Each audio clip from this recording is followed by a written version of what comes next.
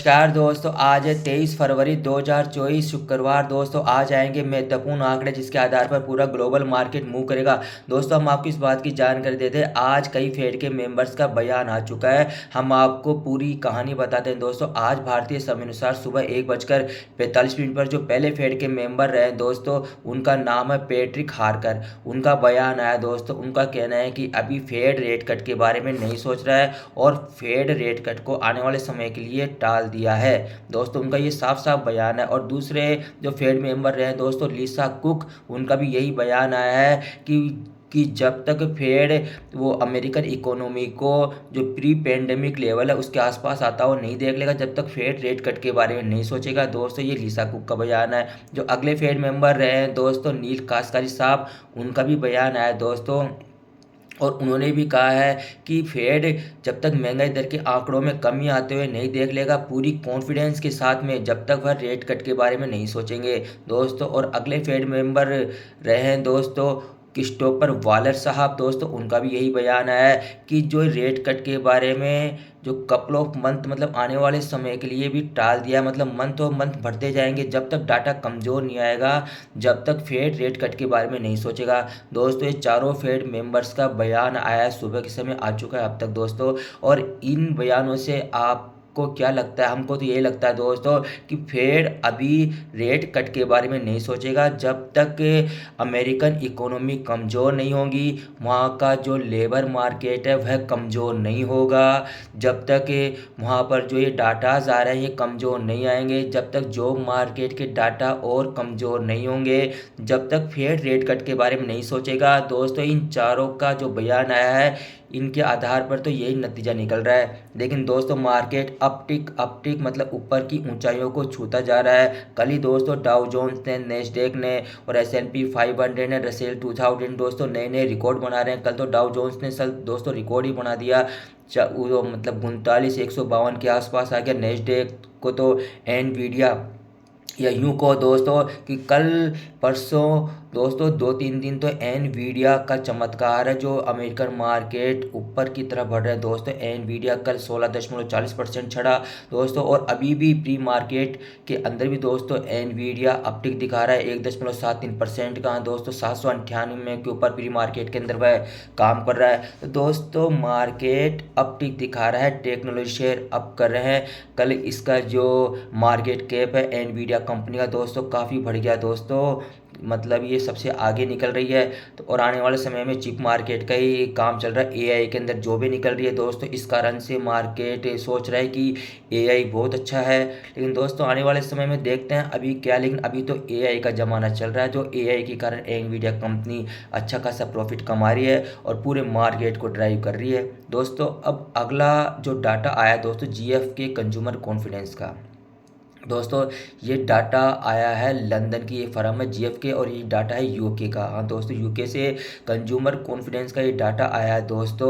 और हम आपको बताएं दोस्तों यूके के अंदर जो डाटा आया है वह तो हम आपको बता देते हैं कि ये डाटा है इस बार -21, पिछली बार आया था -19, और अंदाज़ा लगाया जा रहा था सर्वसम्मति से कि दोस्तों ये डाटा आ सकता है -18। दोस्तों अब आप ही बताइए, जो ये डाटा आया है दोस्तों, ये डाटा क्या कह रहा है? कमजोरी के संकेत दे रहा है। -21, पिछली बार -19, मतलब दोस्तों ये कम हो गया, मतलब कंज्यूमर का कॉन्फिडेंस कम हो रहा है। और हम आपको बताएं दोस्तों जो ये जीएफ की फर्म होती है, ये लंदन के जो 2000 कंज्यूमर होते हैं उनका सर्वे कराया जाता है और उनसे ही पूछा जाता है कि आप इस समय कौन सा मेजर सामान खरीद रहे हो, आसपास के इलाकों में आपकी जो इकोनॉमी की स्थिति वह कैसी है और आपकी खुद की फाइनेंशियल स्थिति कैसी है दोस्तों। इसके आधार पर ये सर्वे होता है और इस सर्वे का जो नतीजा ये आया है दोस्तों कि वहाँ की इकोनॉमी कमज़ोर हो रही है।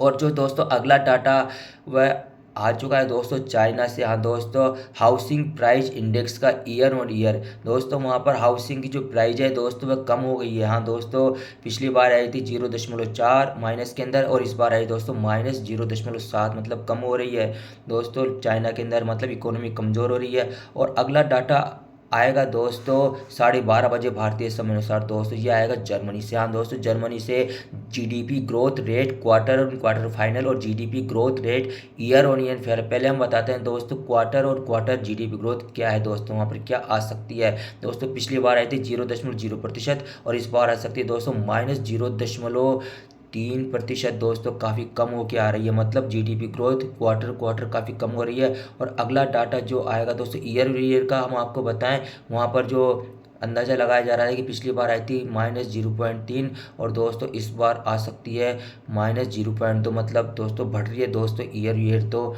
0.1। अब देखते हैं दोस्तों आगे क्या होता है। ये डाटा तो यही शो कर रहा है कि साल दर साल तो बढ़ रही है और जो क्वार्टर जीडीपी ग्रोथ काफ़ी कम आ रही है, इस प्रकार का डाटा शो कर रहा है। अब आएगा दोस्तों अगला डाटा।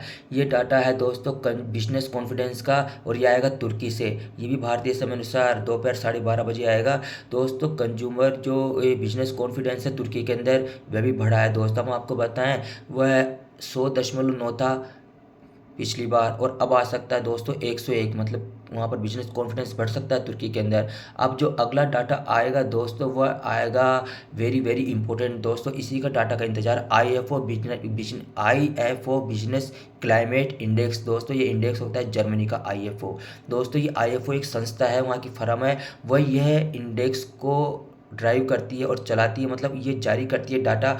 IFO मतलब दोस्तों वहाँ की जो 9,000 फर्म होती है, जो उसका क्या करता है IFO सर्वे करवाता है 9,000 फर्म कौन सी, जिसके अंदर मैन्युफैक्चरिंग फर्म शामिल है, जो सर्विस फर्म होती है जर्मनी की वो शामिल है, वहाँ की जो ट्रेडिंग फर्म होती है जो ट्रेडिंग करते हैं किसी चीज़ का वो शामिल है, और मैन्युफैक्चरिंग दोस्तों ये कई सारी फर्में शामिल होती है 9,000 के आसपास।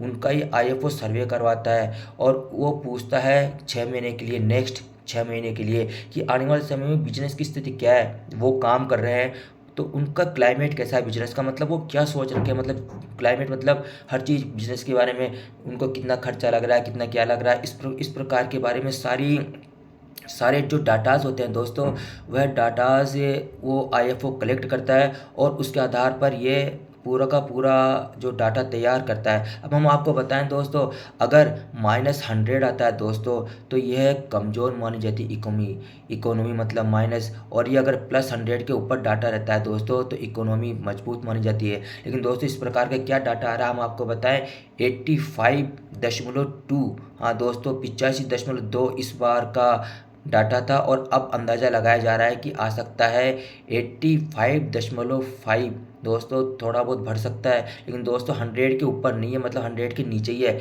इसका मतलब इकोनॉमी कमज़ोर है जर्मनी की, इस प्रकार का IFO business climate data show कर रहा है दोस्तों। ये तो था आज का ग्लोबल इकोनॉमी कैलेंडर। नमस्कार।